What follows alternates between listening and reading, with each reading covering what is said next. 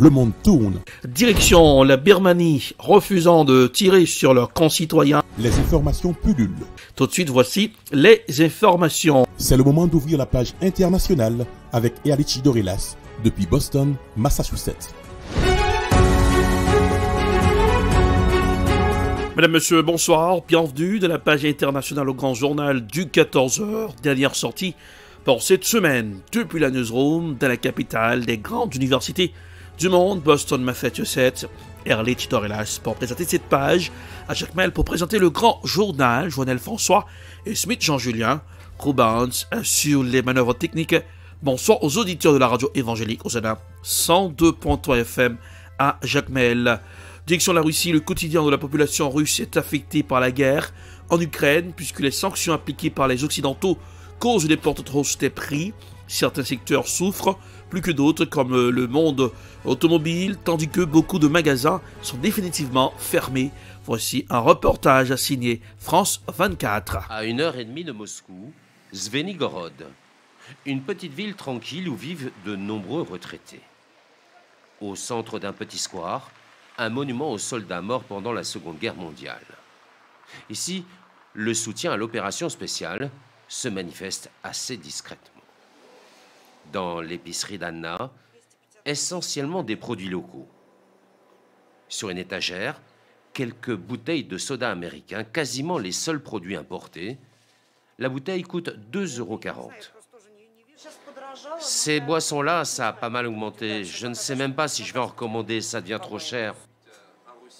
La bouteille vient du Kazakhstan. Dans la plupart des commerces, l'effet des sanctions se traduit surtout par une hausse des prix.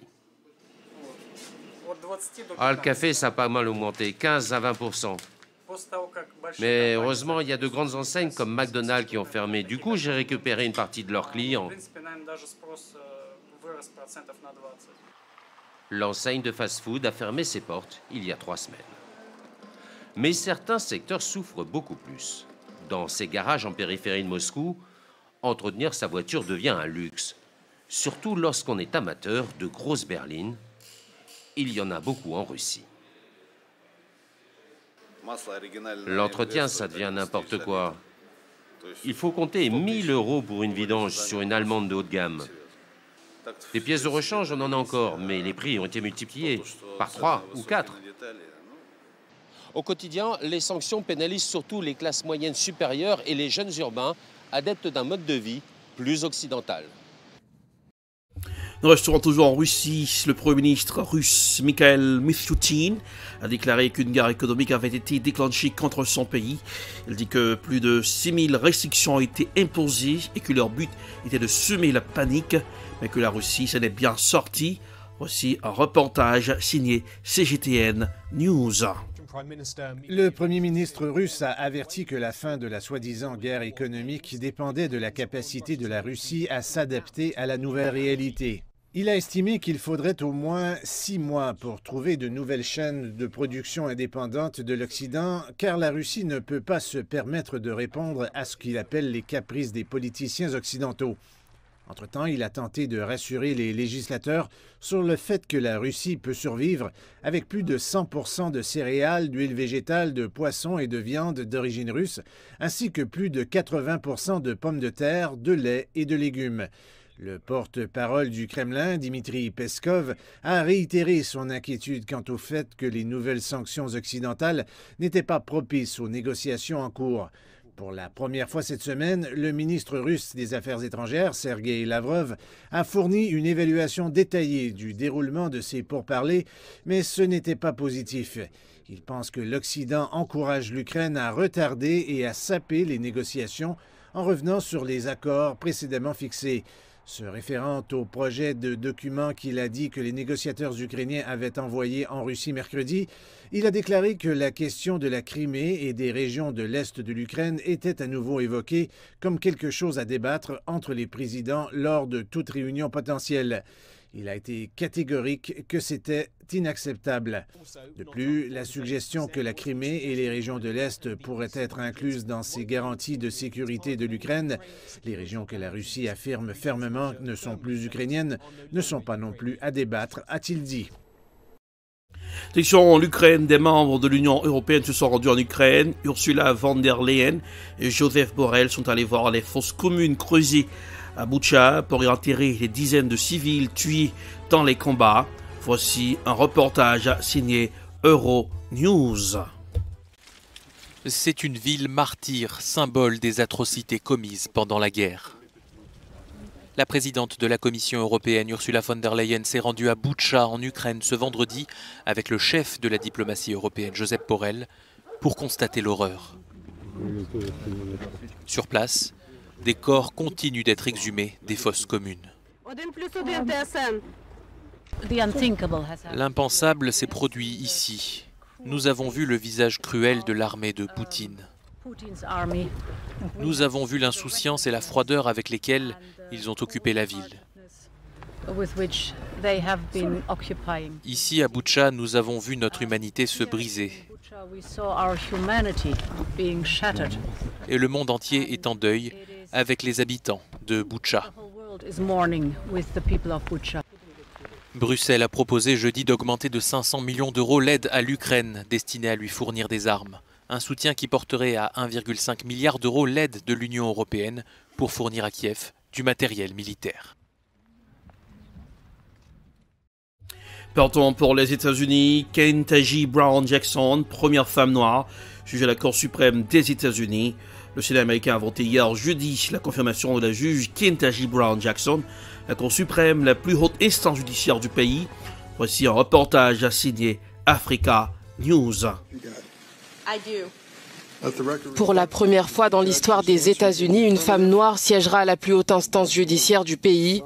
Le Sénat américain a voté ce jeudi la confirmation de la juge Ketanji Brown Jackson à la Cour suprême. Kamala Harris, la première femme afro-américaine vice-présidente des États-Unis, a présidé le Sénat lors du vote. Avec 53 voix pour contre 47 contre, la juge Jackson succédera à Stephen Breyer en fonction depuis 27 ans. Merci d'être avec nous en ce jour historique aux États-Unis. Dites-nous, que représente cette nomination ? La juge Jackson remplacera un autre juge libéral de sorte que la Cour restera de 6-3 avec une majorité conservatrice. Cela signifie donc que certaines des grandes affaires à venir, notamment sur l'avortement, l'action positive, certaines des autres grandes affaires ne changeront probablement pas avec sa nomination. Mais sur le long terme, il s'agit de savoir quelles affaires seront traitées dans les années et même les décennies à venir. De retour pour les élections présidentielles en France, sondage, le compte à rebours a déjà commencé. Zoom sur ces élections, que dit la presse avant le premier tour? Voici un extrait de ce débat sur LCI en France. Et vous allez voir que ça bouge une fois de plus. Je vous les donne. Emmanuel Macron est à 26, il perd un demi-point. Marine Le Pen est à 24, elle ne bouge pas. Jean-Luc Mélenchon perd un demi-point, il est à 17. Valérie Pécresse et Éric Zemmour sont tous les deux à 9, c'est Éric Zemmour qui prend un demi-point. Yannick Jadot prend un demi-point également, il est à 5%. Dans l'autre partie du tableau, on est beaucoup plus loin. Fabien Roussel et Jean Lassalle sont à 2,5, ils ne bougent pas. Anne Hidalgo ne bouge pas, elle est à 2. Nicolas Dupont-Aignan ne bouge pas, il était à 1,5. Pas de mouvement non plus pour Philippe Poutou et Nathalie Arthaud qui sont respectivement à 1 et 0,5%. On jette un coup d'œil sur le deuxième tour en cas de qualification de Marine Le Pen, ce qui semble à l'heure d'aujourd'hui le plus probable. Et bien là aussi, ça ne bouge pas par rapport à hier, 52-48. C'était l'écart qu'on vous donnait hier. Alors commençons avec Emmanuel Macron. Première question pour vous, François Cros. Est-ce qu'il a pris des risques avec une campagne aussi courte ? En tout cas, il finit à 26%. C'est strictement le même taux qu'il avait le jour de l'invasion de l'Ukraine. Donc on voit bien que le soufflet dont on a tant parlé et qu'il a monté à des niveaux exceptionnels, 31-32%, est retombé. De là à dire que, à cause de la campagne, l'affaire McKinsey, tout ce qui a eu lieu, notamment sur les questions de son programme économique, la gestion du pouvoir d'achat, tout ça, in fine, pour l'instant, on ne peut pas dire que son socle, qui est extrêmement stable depuis 3 mois, est entamé. Donc pour l'instant, nous, on finit à un score de 26%, ça reste quand même sensiblement au-dessus de Marine Le Pen, même si en termes de marge d'erreur, toutes les choses sont... il y a quand même une incertitude sur le...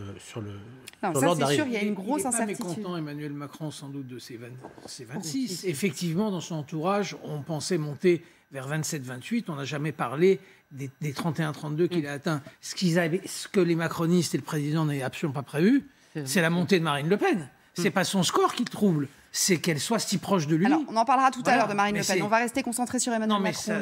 C'est ce qu'il y a dans la tête de Macron. En fait, c'est Marine Le Pen. C'est le différentiel. Alors, bien sûr. Oui, j'entends parfaitement que le soufflet Ukraine retombe. Est-ce qu'on peut aussi imaginer que la descente s'est amorcée au moment de la présentation du programme le 17 mars, la retraite à 65 ans, le RSA conditionné à un accompagnement, un emploi, une obligation. J'ai toujours pas compris personnellement ce qu'il fallait en comprendre.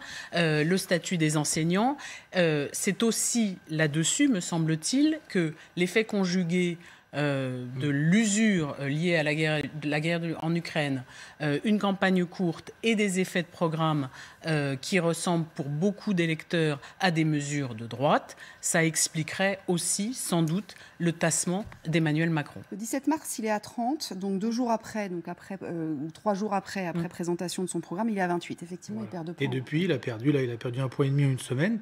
De là à ce que les courbes se croisent d'ici dimanche, on ne peut pas l'affirmer du tout. Mais c'est une marge d'erreur là. Là, on est dans la marge d'erreur. Là, c'est une marge d'erreur. La marge d'erreur à ce niveau-là, elle est de 2 points, 2 points et demi. Ah oui, donc on est en plein dedans. On est dans la marge d'erreur. Ça peut se croiser. Est-ce qu'il n'y a pas une question aussi, Arlette Chabot, parce qu'on se demande, alors effectivement, la fin de l'effet drapeau, etc., et puis tout ce qui a pu se passer autour. Ce que disait Valérie. Et on a dit aussi que le thème qui s'était imposé, c'était le thème du pouvoir d'achat, qui a été imposé par d'autres candidats, et notamment sa première poursuivante, et que lui n'est manifestement pas tellement le candidat du pouvoir d'achat. Quand on interroge les Français, ils sont pas... Élection prévue pour ce dimanche 10 avril 2022 en France, le premier tour. Le deuxième tour, c'est pour le 24 avril 2022. C'est le terminus de la page internationale au Grand Journal du 14h pour ce aujourd'hui. La production est signée Edprod. Réalisation Télé Beltop pour le compte de la radio évangélique Osana 102.3 FM à Jacmel. Pour présenter cette page, Ehrlich Dorelas depuis Boston, la capitale des grandes universités du monde, Boston, Massachusetts. Regardez la version vidéo de cette page internationale sur YouTube, Ehrlich Dorelas. Couleur du temps pour aujourd'hui, Jacmel, 84 degrés Fahrenheit, 29 degrés Celsius. Boston, 58 degrés Fahrenheit, 14 degrés Celsius. Bonsoir Joannel, bonsoir Rubens, bonsoir Spédian Julien, bonsoir aux auditeurs de la radio évangélique Osana 102.3 FM. Passez un excellent week-end en compagnie de la radio. Bonsoir, à lundi. C'était la page internationale avec Ehrlich Dorelas.